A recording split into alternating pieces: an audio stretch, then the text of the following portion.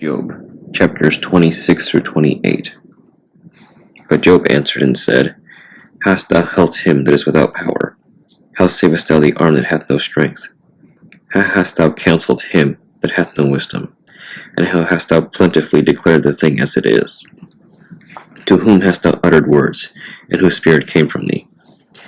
Dead things are formed from under the waters, and the inhabitants thereof. Hell is naked before him, and destruction hath no covering. He stretcheth out the north over the empty place, and hangeth the earth upon nothing. He bindeth up the waters in his thick clouds, and the cloud is not rent under them. He holdeth back the face of his throne, and spreadeth his cloud upon it. He hath compassed the waters with bounds, until the day and night come to an end. The pillars of heaven tremble, and are astonished at his reproof. He divideth the sea with his power, and by his understanding he smiteth through the proud. By his spirit he hath garnished the heavens, his hand hath formed the crooked serpent.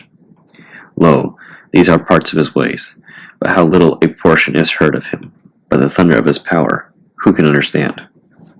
Moreover, Job continued his parable and said, As God liveth, who hath taken away my judgment, and the Almighty, who hath vexed my soul, all the while my breath is in me, and the Spirit of God is in my nostrils. My lips shall not speak wickedness, nor my tongue utter deceit.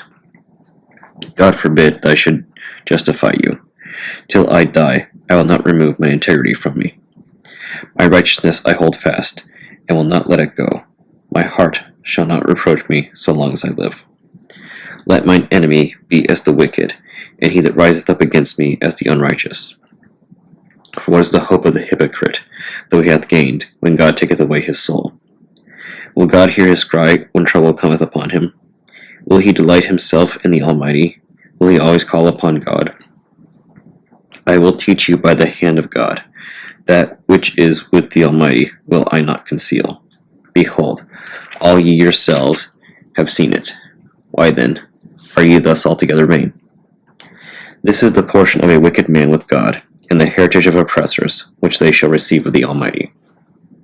If his children be multiplied, it is for the sword, and his offspring shall not be satisfied with bread.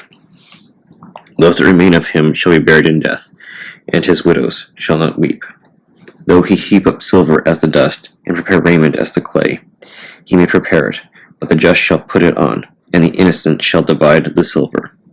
He buildeth his house as a moth, and as a booth that the keeper maketh. The rich man shall lie down, but he shall not be gathered. He openeth his eyes, and he is not. Terrors take hold on him as waters. A tempest stealeth him away in the night. The east wind carrieth him away, and he departeth, and as a storm hurleth him out of his place.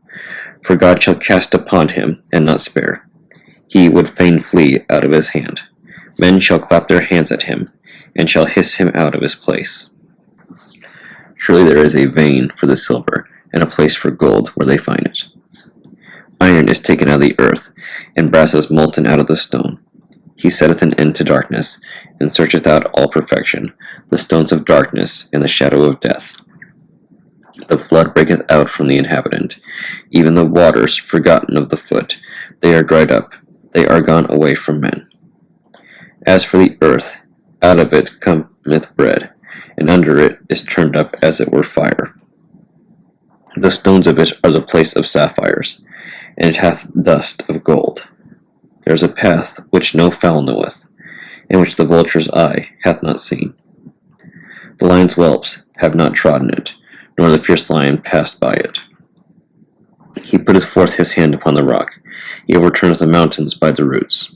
He cutteth out rivers among the rocks, and his eye seeth every precious thing.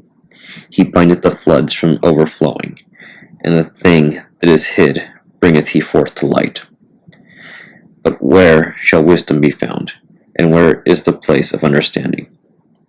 Man knoweth not the price thereof, neither is it found in the land of the living.